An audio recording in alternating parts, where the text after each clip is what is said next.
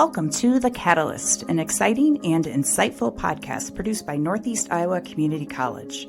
I'm your host, Amy Lasik. Together, we'll explore the people, programs, and partnerships that make Northeast Iowa Community College unique.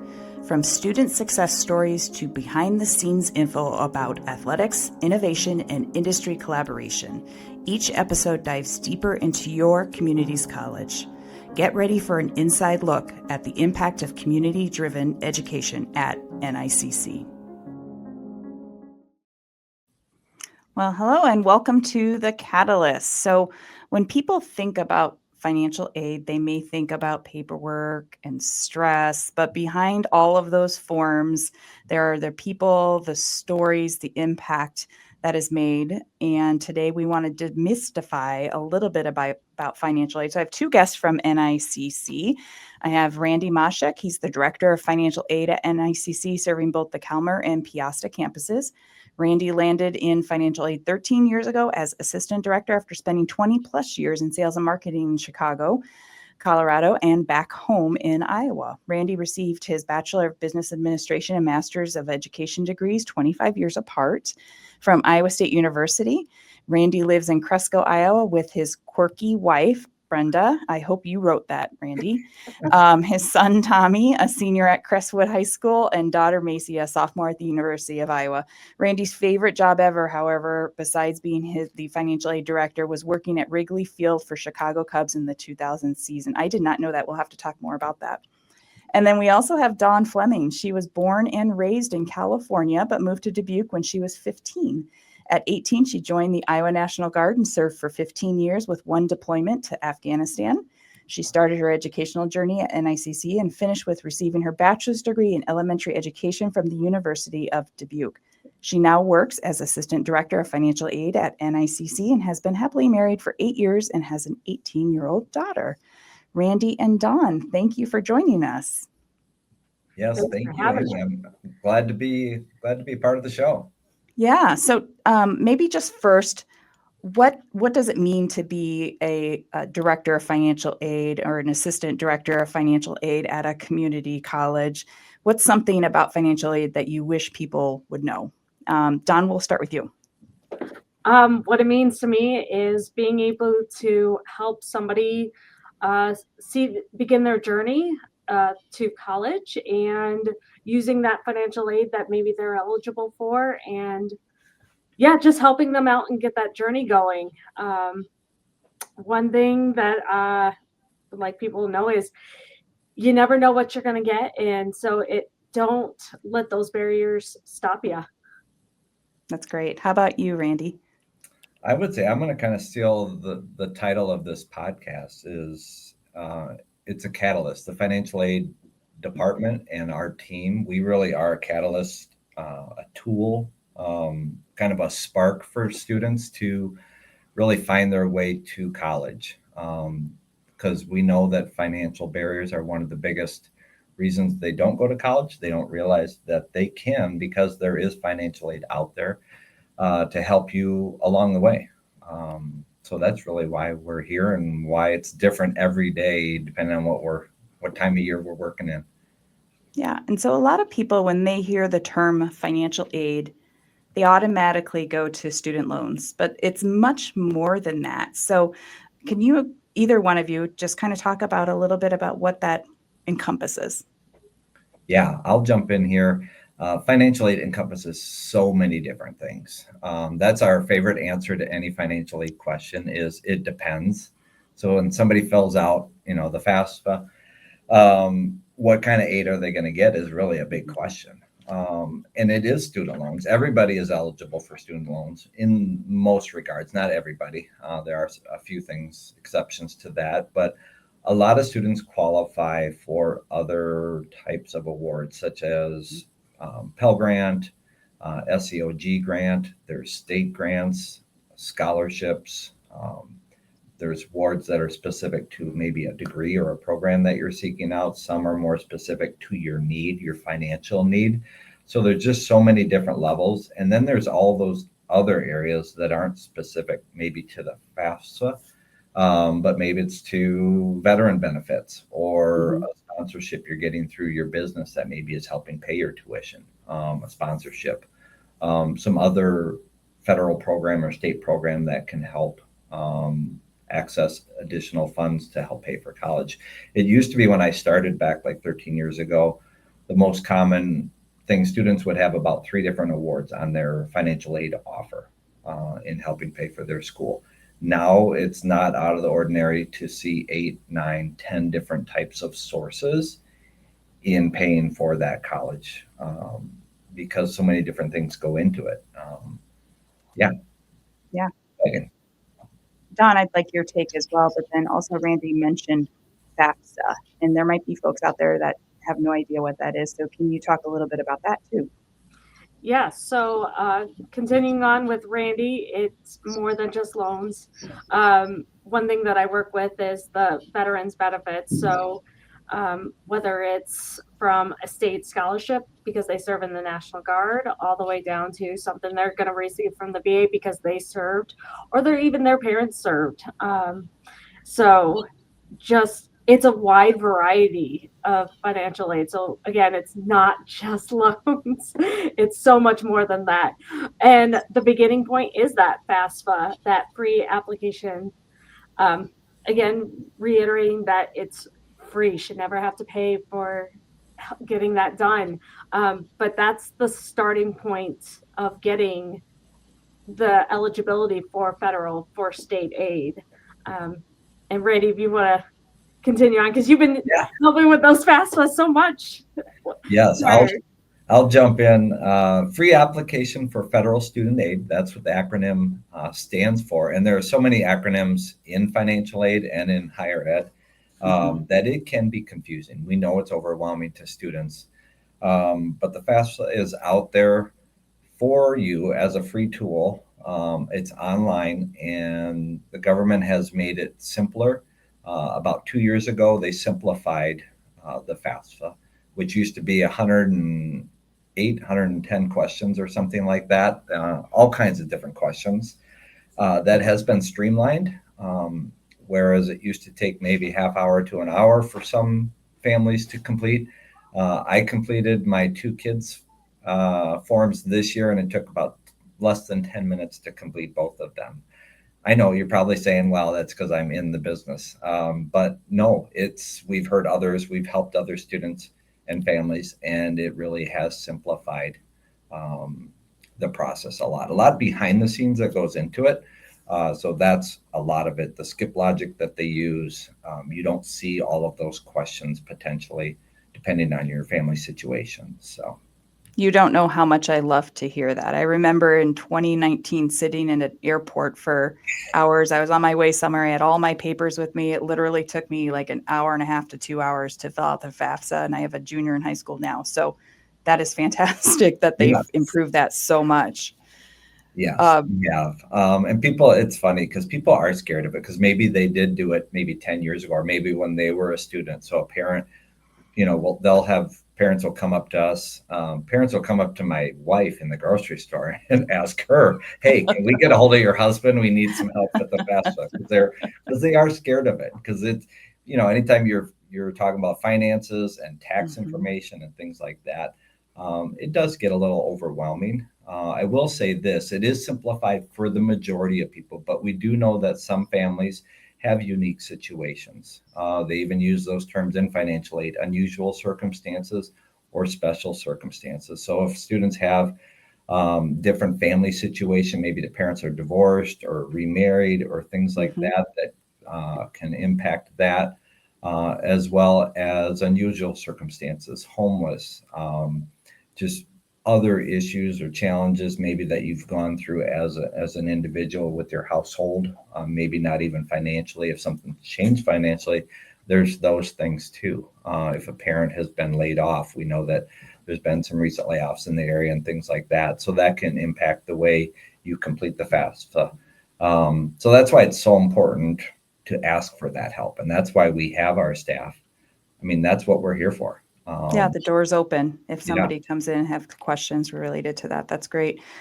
Is there a rewarding piece, do you feel, working within a financial aid office at a community college? Because a lot of times it can be, I would imagine, talking about numbers with parents or students and can be a little stressful at times, but what's the rewarding piece? I'm sure there's a big part of that. I would say that's a huge part.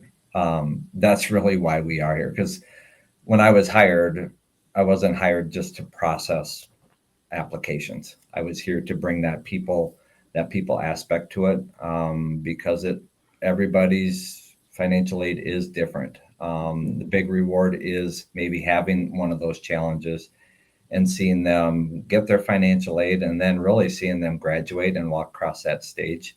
I'm always involved in graduation each year, and that's my favorite part, is seeing these students that maybe they were timid, maybe they didn't want to come into our office and ask for help, and then you see them succeeding, and they had the financial aid in place in order to be able to pay for college, maybe not take out as much in student loans as they thought they maybe were going to, and just really help them and teach them how their finances work, and set them up for success in that manner.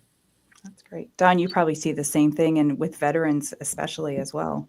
I do. Yes. It's a huge reward working down here in Piasta because we're seeing that variety of students, different social economic statuses coming in, either needing that walkthrough process because they were scared to come in, and we help them get the aid that they needed.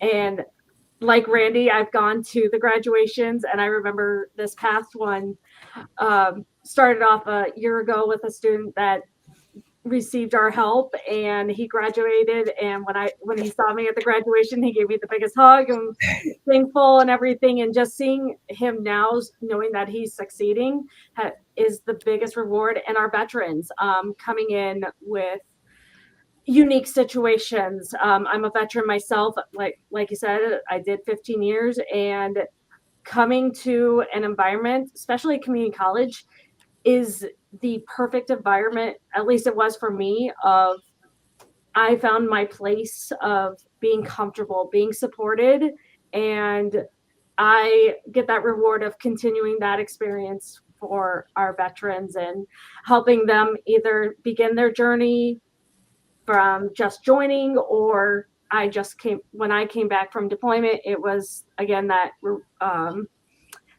feeling of being seen and being supported. And so if a veteran's coming after a deployment or something like that, or coming off active duty, they can come here and have that same feeling.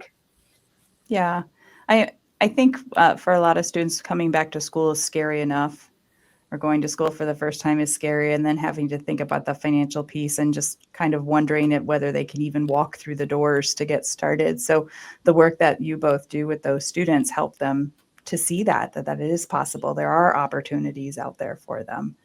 And I know, Randy, you talked a little bit about how there's federal pieces, there's state financial aid pieces, but there's also some great opportunities through the state of Iowa for through the state of Iowa for some free classes and tuition. Can you talk a little bit about the Last Dollar Scholar and how that can work at NICC?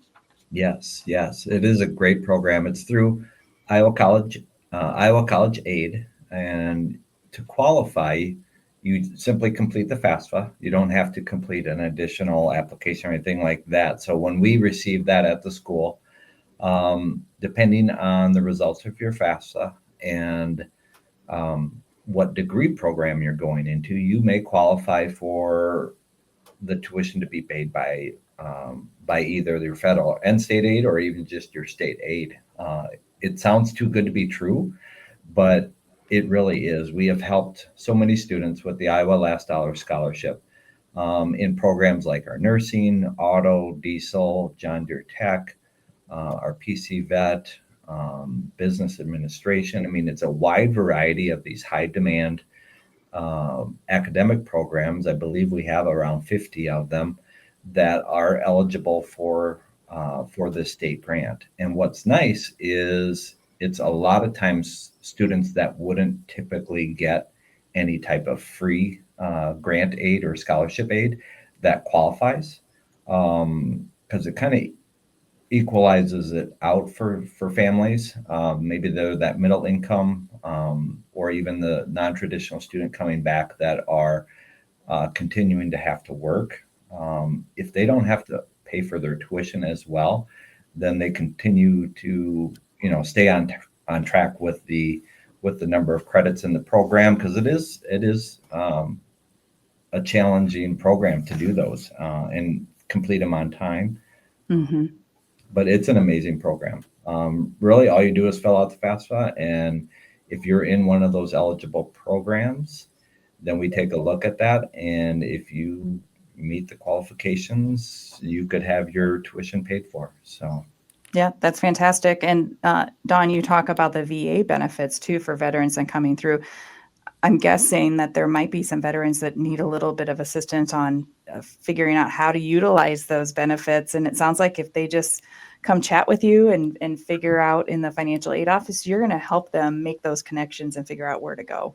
Oh, absolutely. Yes. My favorite thing is for them to come in. We do their VA account, get them all situated, get their application in, and then we get to see that, yep, you have those benefits. And for our veterans, the best benefit out there is our Chapter 33 post 9/11, and that pays tuition, fees, program fees, if there's testing fees, anything like that. They're going to school 100% covered, plus receiving a monthly payment so they can continue to maintain the ability to focus on that schooling. That's fantastic. So let's switch a little bit from some of the different things that we've been talking about and talk about the difference between grants and scholarships. Because I think there's a lot of confusion about how people can access those and figure out how to do that. So can you talk a little bit about that? yeah, definitely. Grants, I would say, are more related to like your federal financial need, which is calculated through the FAFSA. And those grants, the most common one you're going to hear is a federal Pell Grant. There's supplemental education opportunity grants. There are a couple of state grants, if you've heard of the KIBI grant or the VOTEC grant. Those are all really financial need based. And one thing I'll point out is like the Pell Grant, that is the same dollar amount no matter what school you go to. When you're looking at your cost of your education and the value of that grant, if you're the highest need student, you're going to receive for an academic year around $7,000. You're going to receive that same dollar amount, whether you're 12 credits at a community college like us, or a private college, or one of the regions. So you want to look at that when you're looking at your overall costs and maybe what funds you have, because that really leverages maybe if it's going to be affordable enough for you or not. And then you have to look at the state grants and the institutional scholarships. So I'll kind of tie that part in. So scholarships more are focused from your actual college. So from NICC, we have our nonprofit foundation that goes out and works with partners, donors that give money actually to the foundation to help benefit students. So it's students are receiving these funds from local community business owners, from maybe retirees, people that want to give back to the community because they know it's important to grow our local population with good paying jobs and education. So a scholarship is more, you fill out an individual scholarship application. Maybe it's our NACC scholarship, or maybe an athletic scholarship. We have a loyalty award scholarship for our concurrent students that are in transfer degrees. Now, like the last dollar scholarship, that is through the state of Iowa, but that's a scholarship because it's not as much need based because it goes in the middle more. And I'm probably getting in the weeds a little bit on some of these things. And that's why it's so important to come talk to us, because it's so different for every particular student, like I said. But grants are more federal based, scholarships are more local based. There's a lot of outside scholarships too, like within your community. Like the Rotary Club and your different organizations, nonprofits in your local town. There's a lot of scholarships out there through different foundations. So that's really the big difference between those two. Yeah, and we really do. I have just to give a shout out to the donors for Yeah. NICC scholarship. We have some very generous companies and individuals in the community that really provide some fantastic financial opportunities for our students in the form of scholarships. So just shout out to all of them. We appreciate you. Yeah. What about part-time students? It becomes really hard for individuals now to go to school full-time. If they're going to school part-time, are there financial aid opportunities for them? Definitely. I would say that's probably one of the biggest myths or misunderstandings is that I can't get any financial aid if I'm part time, that I have to be full time, which full time typically is 12 credits per semester or 4 classes. And that is definitely not the case. Even with the Pell Grant, if you're in 1 credit, you are eligible for a portion of that. Now, it is prorated, but you can be in 3 credits, 6 credits, 9 credit. I mean, you can be in all of those are less than full time, and you can still receive financial aid from federal and state and from the college as well. We know that families around here, especially the non-traditional students that have to balance their jobs, and I can't remember the stat off the top of my head. We did a financial wellness survey just a few years ago, and the amount of students that do have to work either full time or even part time and still go to school, we know that they're going to attend less than full time. But there's plenty of financial aid out there. Like the Iowa Last Dollar Scholarship, you only have to be in 6 credits in order to receive that. In order to receive student loans, you have to be in at least 6 credits. So that's 2 classes per semester, which a lot of people, that is the route they go. So maybe a Yeah. 2 year degree maybe takes 3 years or 4 years, but that's because they're balancing working full time and balancing their family. Um, Absolutely. and that's why we have that support. And that's Yeah. why it's so important to come talk to us and figure those details out, have a budget, and we can figure those things out for you. That's really the bottom line I'm hearing from both of you is there are lots of opportunities. We want to open the doors for you. So come chat with us. FAFSA is a lot easier, but we can also chat with you and help you find those connections to those financial opportunities. Yeah, that really is the key, is asking those questions. And we know people are hesitant at times, but that's why we're here. That's why we have all of these staff members in student services. That's why we talk at our visit days and at orientation, and we get the word out to don't be afraid of us just because the word financial is in there. Come talk to us. We're real people. We're all in this together. We've sat in those same seats that those students have sat and tried to figure it out as well. Um, Our yeah, friendly financial aid yeah, folks. that's right. um, are you guys willing to have a little fun with me? I've got a little game for us to play. Oh, yes. Yes, we Yeah. love fun. We love Oh, fun. fantastic. So this is fact or fiction. And actually, some of them you have already answered through our conversation. So hopefully, our listeners have been paying attention. And we'll just alternate between the both of you. And if one of you gets stumped, I'm sure you can call a friend uh, on this call. But if you're ready to go, Randy, we'll start with you.